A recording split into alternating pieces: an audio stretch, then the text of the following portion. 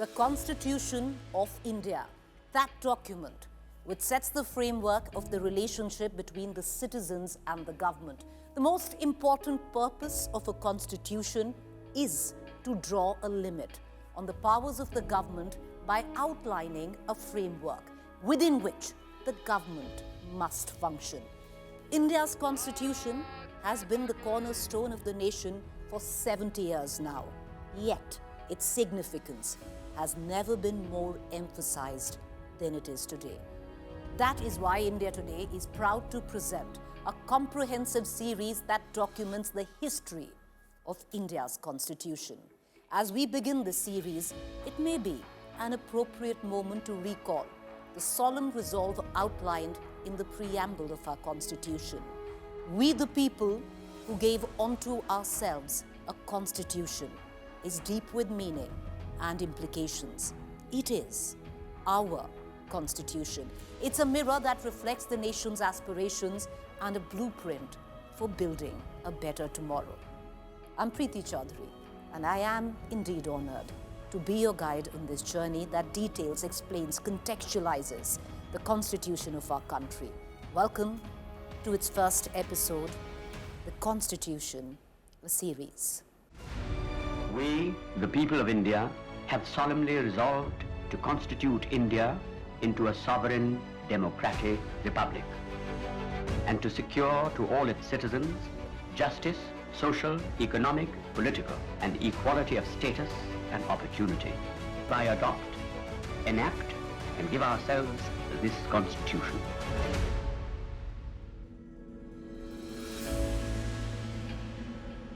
A nation's history is etched in the annals of its past, while its future is scripted in the pages of its constitution. The creation of this sacred document is a labor of love, requiring years of dedication and perseverance.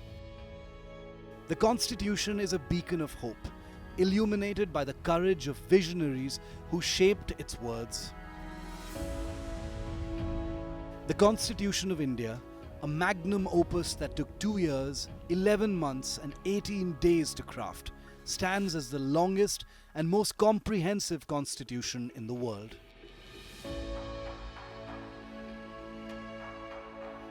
In our time, the framers of this document hoped that it would remain a guiding light, a constant source of inspiration, and a testament to the power of democracy, forever relevant and useful to generations to come. When you have a country that is in a phase of independence and self-governance, you have to have some fundamental rules that have to say to the people, and the people have to say to themselves that this is how we will govern ourselves. This is a democracy. Democracy is by the people, for the people, of the people. And therefore, there has to be a fundamental basic document, which is the Constitution. And that Constitution tells people that this is your aspiration in letter and spirit. Now, this is how the country will be run. This is how we will govern ourselves. This is how we will work towards our future. Amidst the current furor surrounding the Constitution of India, with heated debates on its interpretation, its endurance, it's natural but to wonder about the origins of the Constitution. The debate rages on, with concerns being raised by those in power, opposition leaders, parliamentarians, and even citizens on the streets. You too might be curious to know the story behind the creation of this foundational document. Who were the visionary leaders who documented it? Who were the pioneers who broke free from the shackles of centuries-long oppression and detailed the blueprint for our nation? As we turn the pages of history, we turn the pages of our Constitution. India's Constitution is a treasure trove of symbolism reflecting the nation's rich cultural heritage. The document embodies the timeless values of Lord Ram's righteousness, Lord Krishna's selfless duty, Lord Buddha's compassion, Mahatma Gandhi's unwavering commitment to truth, Akbar's pluralistic faith, and Maharana Pratap's unyielding courage. This magnificent book is a visual odyssey showcasing an array of images that draw inspiration from India's ancient stories, myths, and folklore. Notably, these illustrations are the creative genius of several renowned artists, led by the esteemed Bengal painter Nandlal Bose, who brought these iconic symbols to life. The Constitution is a testament to India's diverse cultural legacy, woven into the fabric of its foundational document. This is the original Constitution of India. As a law minister, I got this small version printed. The original is very big. They say the civilizational heritage of India, the cultural assets of India must form a part of our Constitution. What was commanded by the leaders, including Sardar Patel, Maulana Azad, Nehruji, and Rajendra Babu, and others, to Nandlal Bose, the famous painter, please make all these paintings. And few I would like to show. Just above the chapter on fundamental right, if I can show you, Lord Ram returning to Ayodhya after conquering, after reclaiming Sita and defeating Ravan. On the Director Principle of State Policy chapter, Lord Krishna giving the Upadesh of Gita to Arjuna. Shivaji, Guru Gobind Singh, all are there, Nataraj. You see? The original version of the Constitution was painstakingly handwritten by Prem Bihari Narayan Raizada in both Hindi and English, using 254 nib holder pens and a beautiful italic font. This labor of love took him 6 long months to complete. The interesting anecdotal part is that Prem Narayan Raizada did the calligraphy. He used up 250 nibs. He demanded no consideration, insisted on no consideration, but asked for his name to be on every page, his grandfather's name on the last page. And Nehru then embellished it. He vivified the spirit and the words of the Constitution by asking Nandlal Bose, who in turn asked his students from Santiniketan to make a grand set of illustrations everywhere, from Sarnath to Ashoka to Mahavir to Ram Sita Lakshman, etc., etc. So this is the spirit of the concepts which underlie the Constitution illustrated.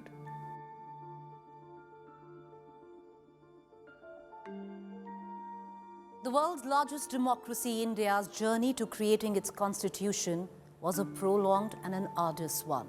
The reason lies in the fact that our constitution was being built on the foundations of a painful partition, a line forever etched through India's heart and its implications forever woven through the Constitution of India.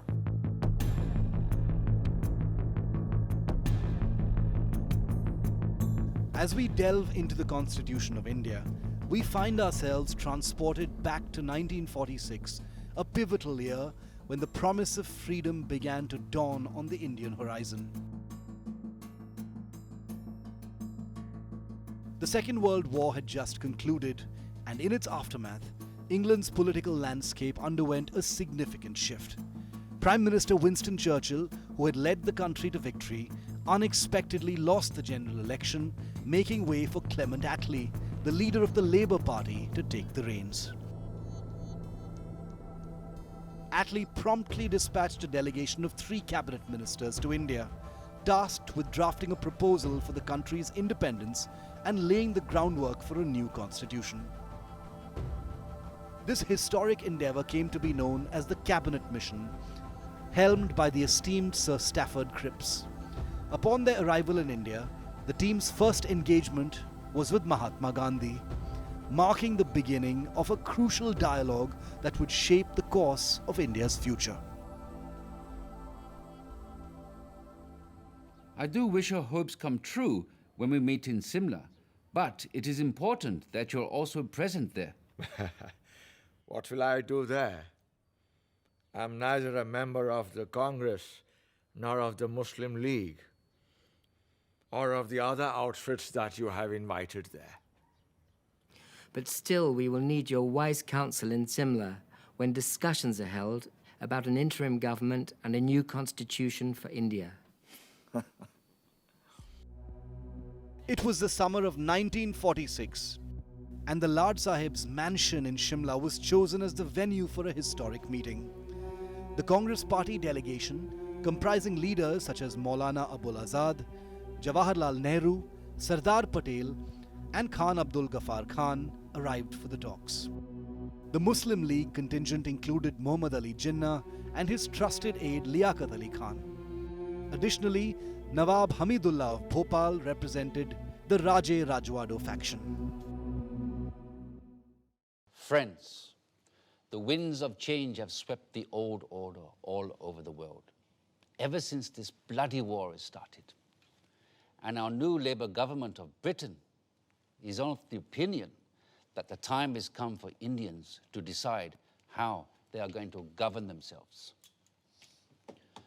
And the purpose of this meeting is to have discussions with all of you. The representatives of British India and the Indian states is to secure a way of framing the constitution of a free India.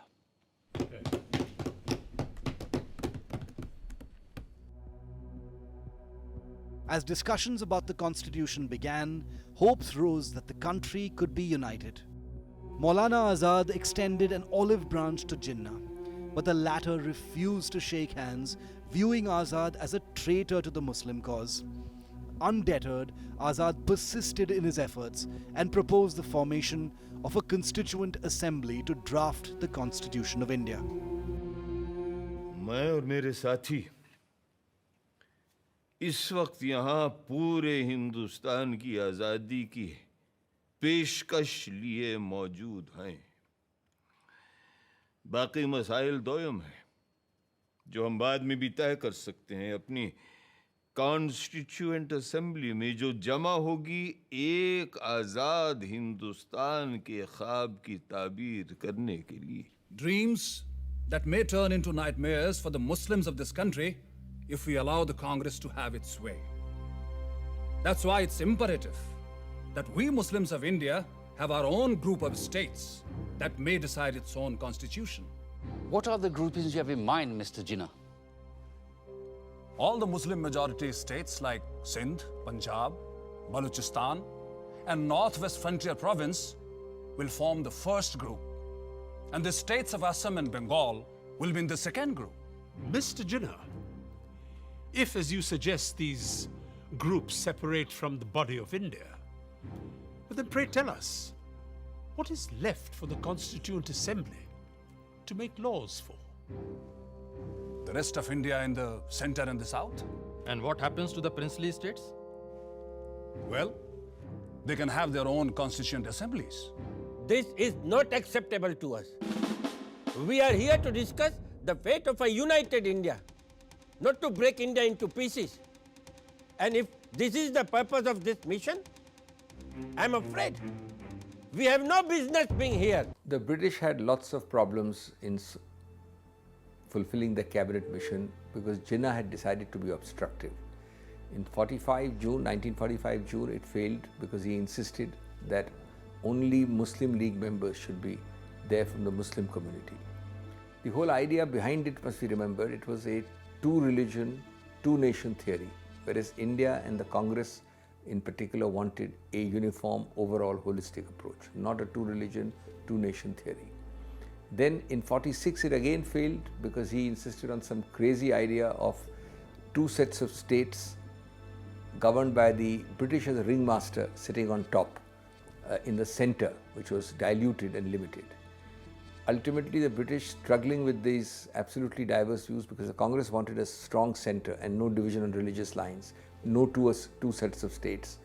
The British largely agreed with the Congress suggestion and gave their mission plan without partition, rejecting Jinnah's partition approach, rejecting very weak center, and rejecting two sets of states, one Muslim dominated, one central dominated, with themselves the ringmaster. So ultimately, a broad federation of the lines which came later was accepted by the British. Patel stormed out of the meeting in anger. The next day, Maulana Abul Azad once again brought up the call for a free and united India. कल कुछ लोगों ने groupings के लिए एक तजवीज़ पेश की थी जो हमारे मुल्क को मजहब व मिल्लत की बिना पर बांटने की एक पेशकश है। हम ऐसी किसी भी तरह की पेशकश के सख्त खिलाफ हैं। हिंदुस्तान एक मुल्क है, आप सुन रहे हैं लियाकत अली खान साहब, हिंदुस्तान एक मुल्क है और एक ही असेंबली इसका आइन बना सकती है जिसमें तमाम सूबों, इलाकों, मजहबों और फिरकों के चुने हुए मेंबरान और राजे रजवाड़ों के भेजे हुए नुमाइंदे भी शामिल होंगे।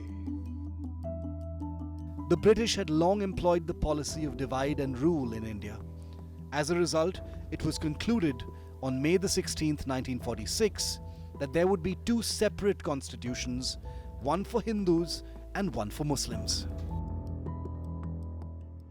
They thought it advantageous to pit one community against the other, that is the Hindus and the Muslims, because by that time the division had already come into existence. Muhammad Ali Jinnah was pursuing his line, his politics with the Muslim League, and on this side was the Congress party. So that division was very clear. In fact, there was a division between the Hindus and the Muslims. Although Congress had a lot of Muslims, and Congress never subscribed to that idea of a two-nation theory, but Jinnah pursued that line. And of course, we can say that the Britishers, they encouraged this, because that suited them. The cabinet mission came to India with three objectives. First, to bring political parties and monarchs to a consensus on forming the constitution. Second, to form a committee to draft the constitution. And third, to establish an autonomous government with representation from all political parties. But Jinnah had all the plans to destroy the dream of an independent India. On April 4th, 1946, the cabinet mission met with Jinnah, asked him how a separate Pakistan would benefit him. Jinnah cited examples from the time of Chandragupta Maurya to the present day to demonstrate that India had never been united. Jinnah was resolute in his pursuit of a separate country based on religion. He believed that Muslims would fare worse in a free India. After 3 months of intense political negotiations in Delhi, the cabinet mission returned to England on June the 29th, 1946. However, it became clear that the country was moving towards separation and freedom simultaneously. Mahatma Gandhi was not willing to accept separation.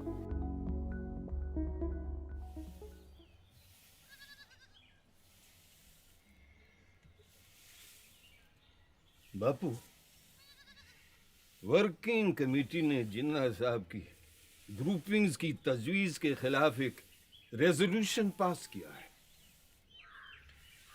The Congress Working Committee agree that the groupings will hinder the concept of a united India and rejects any such demands put by external pressures which will hinder the working of any body constituted to decide the future of an independent country.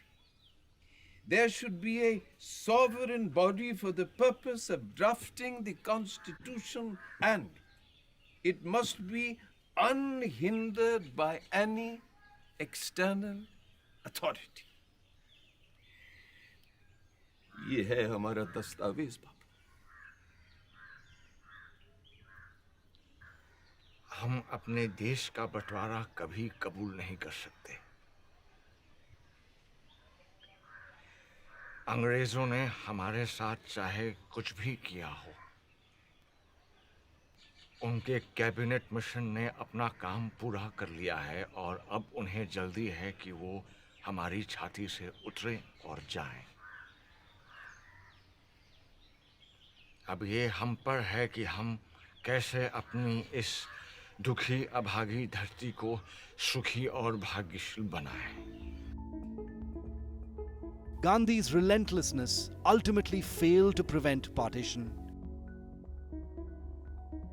To determine the members of the Constituent Assembly, the Commission proposed that each state be allocated seats based on its population, with 1 seat per 1 million people.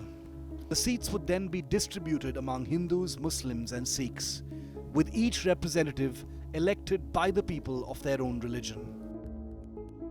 Initially, both the Congress and Muslim League opposed this proposal. However, on the 6th of June, the Muslim League agreed to participate in the Constituent Assembly and the interim government, albeit with certain conditions. Specifically, they demanded equal representation in the interim government as the Congress and insisted that no Muslim members be included in the Congress delegation. Maulana Azad, the then president of the Congress, wrote to the Viceroy that Congress was willing to accept the proposal. However, Nehru and Patel knew about Azad's letter, but it was kept from Gandhi. When Gandhi found out, he strongly opposed it, fearing that Congress would fall into Jinnah's communal trap. The proposed ministers for the interim government included Jawaharlal Nehru, Vallabhbhai Patel, C. Rajagopalachari, Rajendra Prasad, Hari Krishna Mehtab from the Congress, and Liaquat Ali Khan, Waja Nazimuddin, Mohammad Ismail Khan, Abdur Rab Nishtar from the Muslim League. Sardar Baldev Singh represented the Sikh community. N.P. Engineer represented the Parsi community. John Mathai represented the Christian community. Jagjeevan Ram represented the scheduled caste. However, Jinnah found fault in this arrangement, feeling that his political stature would always be inferior to the Congress. Jinnah soon after declared direct action. I call upon all the Muslims of this country to take to direct action. आज मैं हिंदुस्तान के सारे मुसलमानों से direct action की appeal करता हूं. From Friday the 16th of August, we will resort to direct action till we have achieved our cherished goal, our Pakistan. ऐ अल्लाह के नेक बंदो, आने वाले जुमे 16 अगस्त से हम सीधी आर पार की लड़ाई लड़ेंगे. डायरेक्ट एक्शन और हथियार तभी रखेंगे जब मंजिल मखसूस सामने दिखाई देगी, यानी हमारा प्यारा पाकिस्तान. पाकिस्तान जिंदाबाद! पाकिस्तान जिंदाबाद! पाकिस्तान जिंदाबाद! Amidst chants of Pakistan Zindabad, August 16, 1946 became a dark day in Indian history. Communal riots erupted in West Bengal, with Kolkata witnessing a bloodbath. The then Prime Minister of Kolkata, Mr. Sohraburdi, had given the police 3 days' leave, resulting in over 4,000 deaths in a short period. Jinnah's ambitions began to weigh heavily on a united India. Nehru became the vice president in the interim government, with Patel as home minister. Muslim League's Liaquat Ali became the finance minister. But Jinnah refused to join the government, unwilling to accept a position lesser than or equal to Nehru's. Gandhi was deeply disturbed by the idea of partition. He had made it clear to Viceroy Wavell that partition would never be acceptable, regardless of whether the Congress or the Muslim League formed the government. Viceroy Wavell called Nehru to London for a conversation. On December the 1st, 1946, Nehru met Jinnah in London, but the tension was palpable, and Nehru announced that he would form his own constitution. There is a great urge amongst the populace of India for political progress and for making a constitution. Mr. Jinnah's Muslim League is but a fly on the weighing scale compared to the vast force in India. And if the British authorities do not call for the Indian Constituent Assembly immediately, we will have to resort to another mass action against His Majesty's government. Thank you, gentlemen. Meanwhile, back in Delhi, Nehru initiated the process of drafting the constitution. The Muslim League boycotted the process, and Jinnah refused to participate. On December the 9th, 1946, the first Constituent Assembly was held, but Gandhi's absence was deeply felt.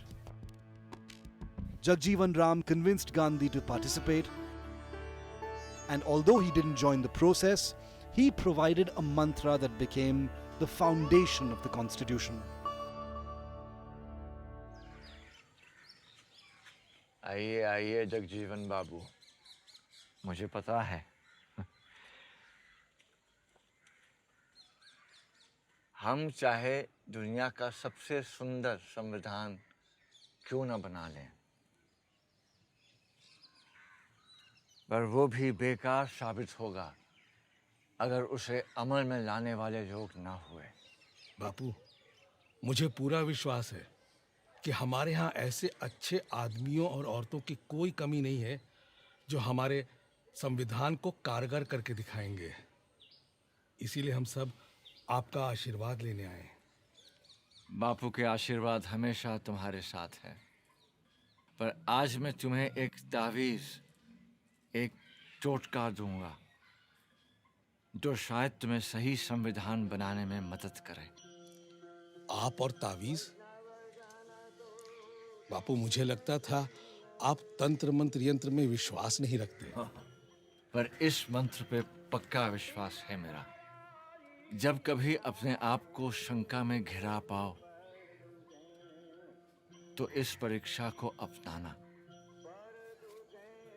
सबसे दीनहीन, गरीब, कमजोर इंसान जिसे तुमने देखा हो, उसका चेहरा याद करना और स्वयं से पूछना, जो मैं करने जा रहा हूं, क्या इससे उसका भला होगा?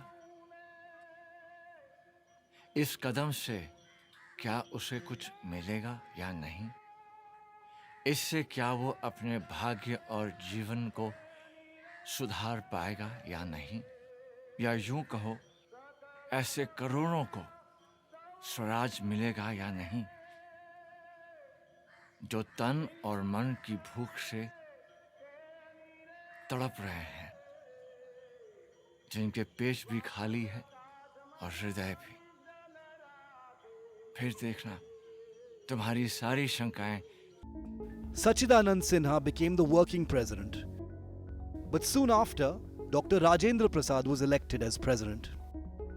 Just 4 days later, Nehru proposed the objective resolution of the Constitution, outlining a pathway to a nation where every citizen would have equal value in India's democracy. Mr. Chairman, the resolution that I am placing before you defines our aims and describes an outline of the plans and points to the way which we are going to tread. The resolution that I place before you is in the nature of a pledge, and I hope the House will pass this resolution, which is of a special nature. I beg to move, 1, this Constituent Assembly declares its firm and solemn resolve to proclaim India as an independent, sovereign republic. Nehru had drawn a roadmap for the constitution, but Jinnah rejected the constitutional meet the very next day, on December the 14th, citing the weak strength of Muslims as a hindrance to India's democracy. Jinnah drew his belligerence from his coterie and was encouraged by the former British Prime Minister Winston Churchill, who extended his full support for the creation of Pakistan, all in a secret meeting in London on the 11th December 1946. Despite Jinnah's absence, the Constitution Committee's meeting began with Dr. Rajendra Prasad as the chairman of the Constituent Assembly, known for his wisdom and unbiased leadership. Under his guidance, India's Constituent Assembly remained free from biases based on caste, creed, religion, gender, and language. इस preliminary session में 296 members में से 210 ने इस संविधान सभा में हिस्सा लिया।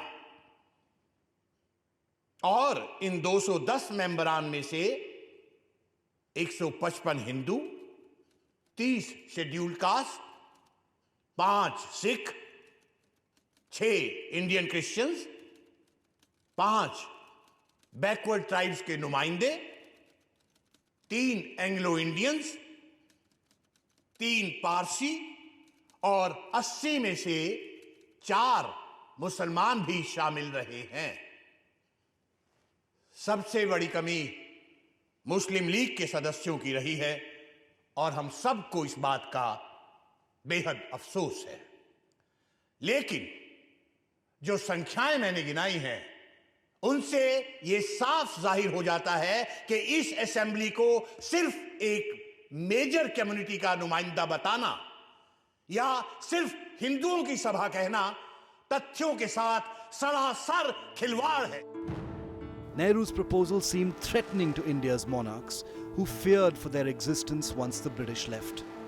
Amidst the chaos, Britain's Prime Minister Attlee appointed Lord Mountbatten as the new Viceroy to India. On March the 22nd, 1947, Lord Mountbatten arrived in Delhi with his 2 aircraft. 9 days later, he met Gandhi. Gandhi, who was in a lighter mood, showed a willingness to settle. Now, in that meeting, Gandhi made a surprising proposal that Jinnah could form and run the government as he wished. Mountbatten was taken aback, wondering how Jinnah would react. Gandhi replied with a grin. Jinnah will say, "Oh, the same old betraying Gandhi." Before meeting the Viceroy, Gandhi had discussed his proposal with Nehru and Patel, but both leaders rejected it. मैं Lord Mountbatten से कहने जा रहा हूं कि अगर जरूरत पड़े तो वो अंतरिम सरकार को बर्खास्त करके जिन्ना को दावत दें और कहें कि वो अपने मन की सरकार कायम कर लें। बस पाकिस्तान बनाने की मांग छोड़ दें। बापू, आप अपनों की बलि चढ़ाकर एक ऐसे आदमी की हिमायत कर रहे हैं जिसने सारी जिंदगी आपका विरोध किया है। अगर मेरे अपनों की बलि चढ़ाकर हिंदुस्तान बच जाता है तो सौदा महंगा नहीं है सरदार। बापू, ये आपका ज्यादा ख्याल हो सकता है। आपको लगता है कि सेंट्रल असेंबली इस बात पर आपका साथ देगी? अगर ऐसा हुआ तो तुम्हें मुझे वचन देना होगा कि कांग्रेस सदन में अपने बहुमत का इस्तेमाल जिन्ना की सरकार को रोकने के लिए नहीं करेगी।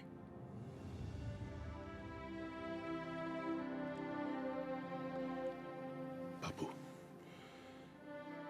मैं हमेशा आपकी बड़ी इज्जत करते आया हूं, लेकिन अब आपकी बात मुझे अजीब लग रही है। फर्ज कीजिए हमने जबान दे भी दी, तो आपको क्या लगता है कि जिन्ना साहब एक पल भी कांग्रेस का यकीन करेंगे? और फिर सदन में इतने सारे लोगों को समझाना क्या आसान होगा कि आप सारे के सारे चुपचाप हाथ पर हाथ धरे तमाशा देखते रहो कि कैसे जिन्ना जैसे तानाशाह की मनमर्जी चलती है? ना ना ना, ऐसे पागलपन के स्वांग में हिस्सा लेने के बजाय मैं सभा से इस्तीफा देना पसंद करता हूँ। बापू, लॉर्ड माउंटबैटन खुद जानते हैं कि इन हालात में मुस्लिम लीग को सरकार बनाने देना बिल्कुल फजूल की बात होगी। शायद आप लोग बेहतर समझते हैं। वैसे भी मेरे जैसे बूढ़े का यहाँ क्या काम? मुझे तो बिहार और बंगाल में होना चाहिए, जहां दंगे फिर भड़क रहे हैं। यहां तो आप लोग हैं ही दिल्ली संभालने के लिए।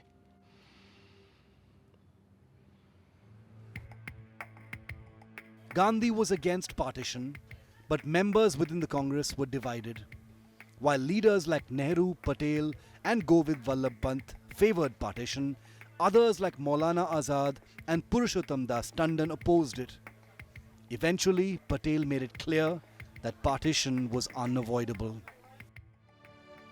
आज भारत के सामने अपनी आज़ादी का एक अवसर आया है। इस अवसर को क्या हम हाथ से चले जाने देंगे?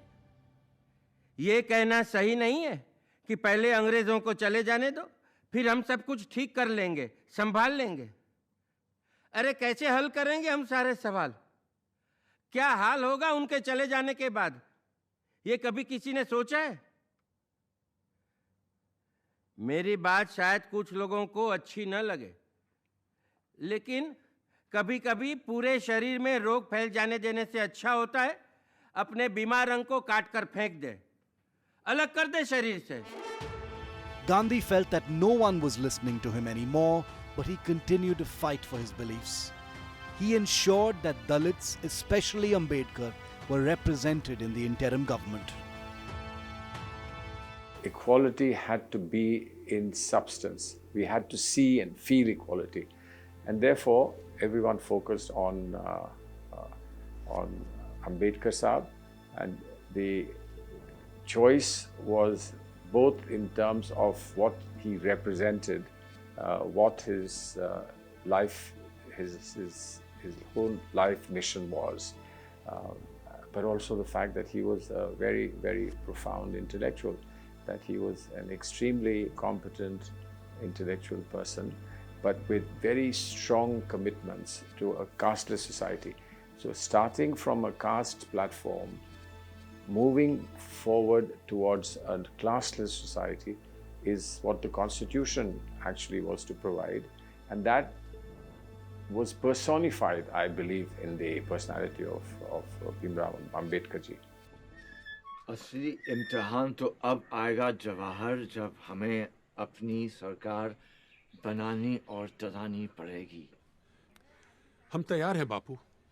सरदार के साथ मिलकर मैंने एक लिस्ट भी तैयार कर ली है। बस हमने अपनी लिस्ट में ऐसे किसी को नहीं रखा है जो हमारी सोच का हिमायती न हो और जो अब तक अंग्रेजों का चाटुकार रहा हो। सरदार, हो सकता है कि कुछ लोगों ने ऐसा किया हो, पर अंग्रेजों की सेवा करके वो हमारे दुश्मन तो नहीं बन जाते हैं ना?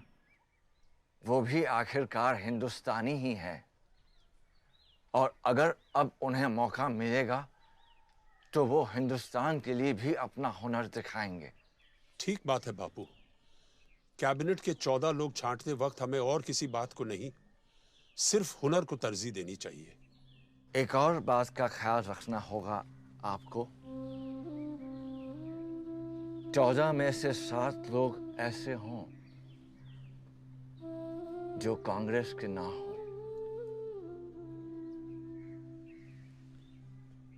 और ये भी कि आपके मंत्रिमंडल में औरतें हों, मुसलमान हों, पारसी हों, सिख हों और हरिजन हों। बापू, जगजीवन राम जी का भी नाम हमारे फहरिस्त में है। और अंबेडकर, वो मेरा पुराना विरोधी है, पर यह बात भी सच है कि संविधान और कानून के बारे में जितना वो जानता है, शायद कोई जानता हो पूरे देश में। और अगर आपने अंबेडकर के ज्ञान और अनुभव का फायदा नहीं उठाया, तो नुकसान उसका नहीं, हिंदुस्तान का होगा।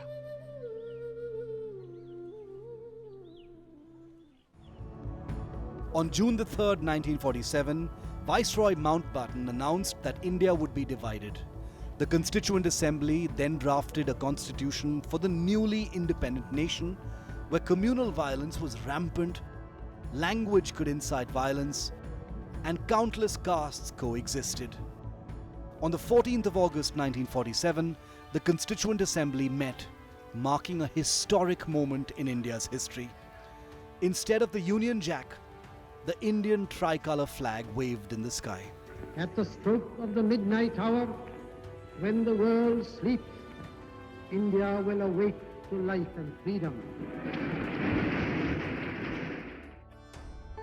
Nehru then presented the new India's tricolour flag to the Constituent Assembly. It is a very beautiful flag to look at, and it has come to symbolize many beautiful things. Things of the spirit and things of the mind.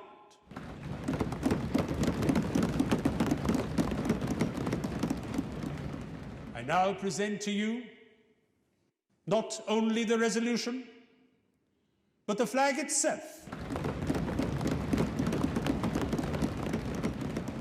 One in silk and one in cotton.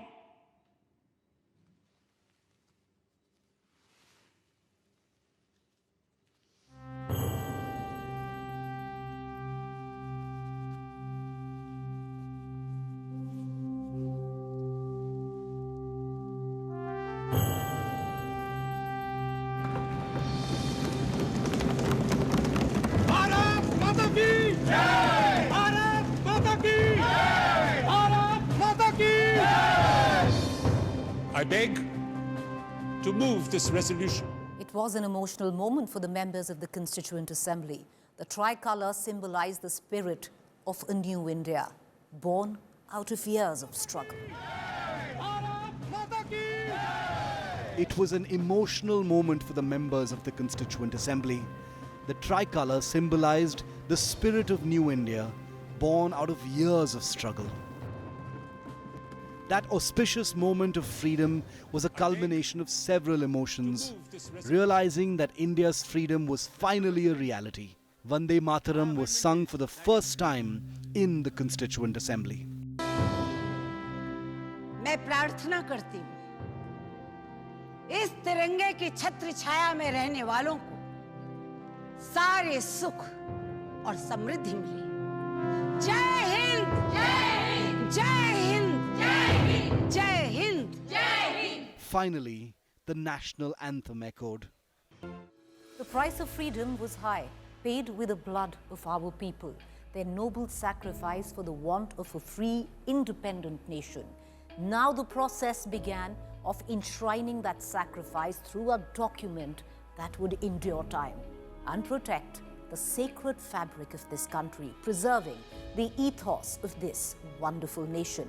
The question now, how did the fundamental rights of every citizen get discussed and enshrined in the Constitution? How did every Indian's dignity get a place? Next time, we'll explore that. See you then.